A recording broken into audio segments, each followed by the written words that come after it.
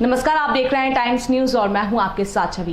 पर्यटन मंत्री सुश्री उषा ठाकुर और जल संसाधन मंत्री श्री तुलसीराम सिलावट ने आज इंदौर के ऐतिहासिक लालबाग का निरीक्षण किया।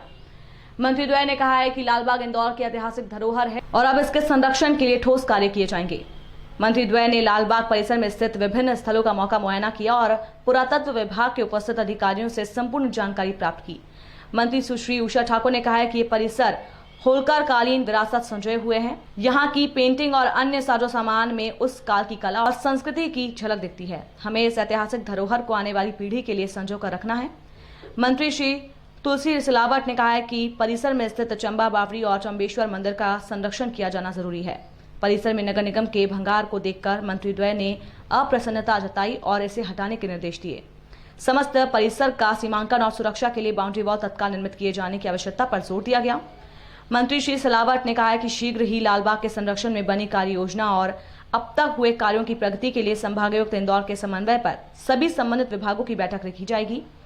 भ्रमण के दौरान उप संचालक पुरातत्व श्री SR वर्मा और अन्य अधिकारी, क्रियान्वयन एजेंसी के प्रतिनिधि और पार्षद विनीता धर्म भी उपस्थित हुई। निरीक्षण आपने किया है क्या, किस तरीके से आने वाले दिनों में लालबाग की सूरत बदलेगी और प्रोजेक्ट पर किस तरीके से यहाँ पर काम? साथियों, हम सब जानते हैं कि पुरातत्व की अमूल्य धरोहर है हमारा लालबाग, तो वो अपने बहुत ही वास्तविक स्वरूप को प्राप्त करे, ऐसी चिंता आर्कियोलॉजी ने की है, पर काम की गति यहाँ धीमी दिख रही है। इसी दृष्टि से आज इसका यहाँ निरीक्षण रखा। आदरणीय तुलसी भैया भी जब संस्कृति मंत्री थे तब उन्होंने यहाँ काम को बहुत तेजी से गति दी थी और मुझे लगता है जो सड़कें आज हमें अंदर आने तक की दिखाई दे रही हैं वो आदरणीय तुलसी भैया जब संस्कृति मंत्री थे उस समय ये बनी हुई हैं, तो उनका भी विशेष लगाव है और हम सब इंदौर के हैं, तो मुझे लगता है हम में से हर किसी का चिंता है लालबाग को लेकर। तो ये अपने बहुत सुंदर स्वरूप को प्राप्त करे, यहाँ से अतिक्रमण, गुंडागर्दी ये सब समाप्त हो, इस बात के लिए सब लोग हम चिंतित हैं। इसका बाउंड्री वॉल बन जाए, इसमें सुंदर नक्षत्र वाटिका बन जाए, इसमें योग के लिए व्यवस्थित स्थान बन जाए और एक सकारात्मक संपूर्ण वातावरण लालबाग में दिखाई दे, इस चिंता को लेकर आज ये दौरा है। दीदी, एक सवाल ये भी उठता है, मिंटो हॉल जैसा तो नहीं बनाएंगे क्योंकि पर कुछ कमरे हम ऊपर ज़रूर तैयार कर रहे हैं जिसमें कोई पर्यटक या कोई आगंतुक ठहर सके सशुल्क। दीदी, ये पुराना RTO ऑफिस है जो खाली करवाया गया है, यहाँ अटाला ही पड़ा हो, इसको पुरातत्व विभाग एक प्रदर्शनी के रूप में लेना चाहते थे, अभी तक कोई काम नहीं हुआ।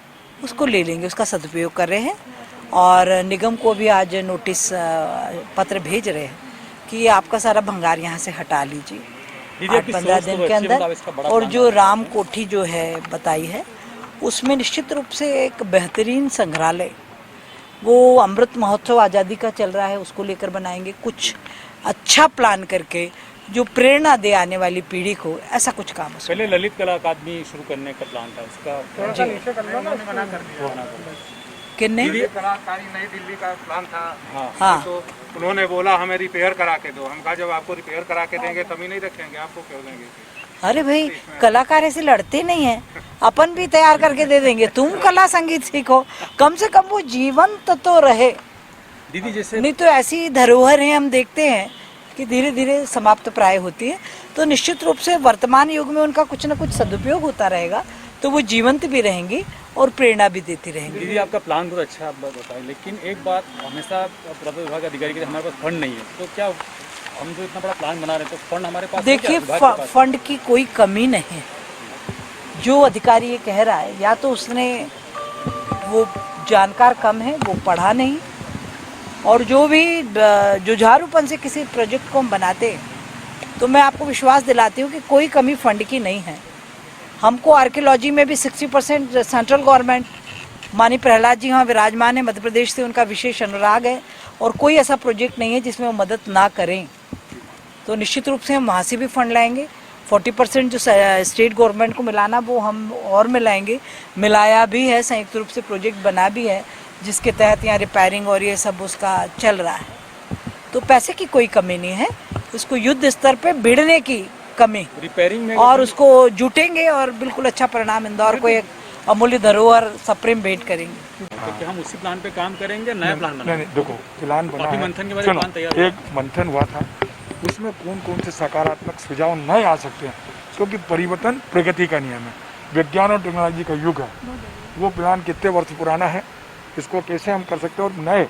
और हम तो सोचते हैं कि उषा जी का सोच है कि इस धरोहर में हम जनता को साझेदारी और उनका भी सहयोग लें और आप लोगों का भी सहयोग लें। अच्छा सुझाव आ सकता है सकारात्मक, वो सुझाव सारे, क्योंकि जितने पुरातन विभाग के लोग विशेषज्ञ हैं उनसे भी उषा जी के नेतृत्व में हम लोग चर्चा करेंगे और जितने भी शिक्षा शास्त्री हैं जैसे हर विभाग का, मुझे लगता है शहर के पुरातत्वविद या जैसे संस्कृति कर्मी उनका एक सबका कमेटी बनानी चाहिए, कमेटी सुझाव लेना चाहिए। आपके सबके सुझाव मिलके नया स्वरूप, एक नया ढांचा, एक उस जो एक्शन प्लान है उसमें नए ढांचे को जोड़ कर दोनों का संयुक्त बनाकर उषा जी के नेतृत्व में हम मुख्यमंत्री से बात करेंगे।